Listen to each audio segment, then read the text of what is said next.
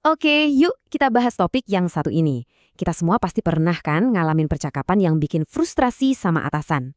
Nah, dalam pembahasan singkat ini, kita akan coba ubah frustrasi itu jadi sesuatu yang lebih produktif. Pernah nggak sih ngerasa udah punya ide paling brilian, pas disampein rasanya kayak ngomong sama tembok? Tenang, Anda nggak sendirian. Ini masalah yang umum banget di dunia kerja. Tapi, nah ini kabar baiknya, kemungkinannya sih ide Anda itu sangat berharga. Masalahnya seringkali bukan di apa yang Anda sampaikan, tapi gimana cara Anda menyampaikannya. Dan bagusnya itu adalah sesuatu yang bisa kita perbaiki bareng-bareng. Oke, ini dia gambaran besar pembahasan kita kali ini. Kita mulai dari memahami tantangannya, terus kita bedah 3 strategi praktis, dan di akhir kita rangkum semuanya dalam panduan yang bisa langsung Anda pakai. Oke, pertama-tama kita coba pahami dulu tantangannya. Kenapa sih ada atasan yang kayaknya anti banget sama ide baru? Memahami sudut pandang mereka itu langkah pertama buat nemuin solusinya. Wah, ciri-ciri ini kayaknya familiar banget ya. Atasan yang susah nerima masukan. Mungkin karena gengsi atau ya emang punya pola pikir yang agak tertutup dan kurang suka sama perubahan. Mengenali ini tuh penting, biar kita nggak nganggap ini sebagai masalah personal. Jadi, ini dia poin kuncinya.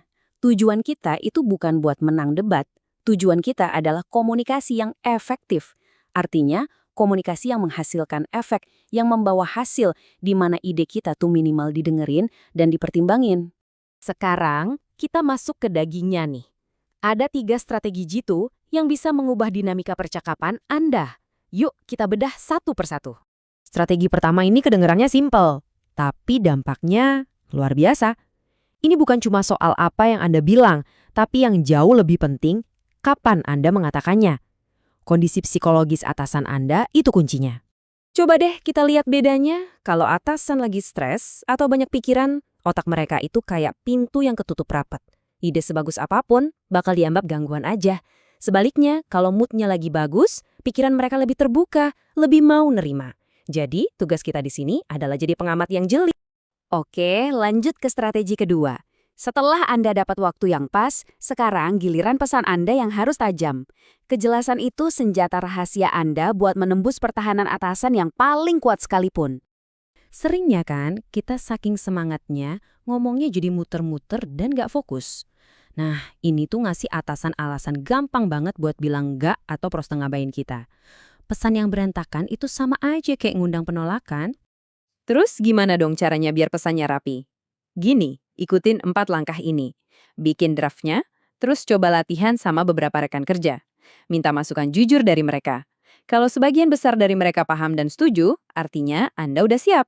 Proses ini bukan cuma bikin pesan kita jelas, tapi juga ngebangun PD kita loh. Strategi terakhir kita ini benar-benar manfaatin kekuatan otak manusia yang suka banget sama gambar. Kadang cara terbaik buat nyampein ide yang rumit itu bukan dengan ngomong panjang lebar, tapi dengan menunjukkannya. Dan ini bukan asal ngomong loh, ada dasar psikologisnya. Seperti yang dijelaskan di sini, visual itu sangat kuat karena dia bisa ngobrol langsung ke alam bawah sadar. Artinya, Anda bisa mempengaruhi emosi dan persepsi atasan Anda secara positif, bahkan sebelum mereka mikir buat menolak. Keunggulannya jelas banget. Satu infografis atau diagram simple bisa ngejelasin ide Anda lebih cepat daripada ngomong 10 menit. Visual juga bisa dikirim lewat email, jadi atasan Anda punya waktu buat mencernanya tanpa merasa tertekan. Nah, kita udah membahas 3 strategi yang kuat banget. Sekarang, yuk kita satukan semuanya dalam sebuah panduan praktis yang gampang diingat dan langsung bisa diterapkan. Jadi, ini dia rangkumannya. Pertama, timing. Amati dan pilih momen yang pas. Kedua, persiapan. Pastikan pesan Anda matang. Dan ketiga, manfaatkan kekuatan visual biar ide Anda lebih gampang diterima. 3 langkah ini saling melengkapi satu sama lain. Jadi, setelah tahu semua ini, pertanyaannya sekarang bukan lagi, bisa nggak ya ngomong sama atasan, tapi lebih ke strategi mana nih yang mau saya coba duluan. Coba pilih satu, terapkan, dan lihat sendiri perbedaannya.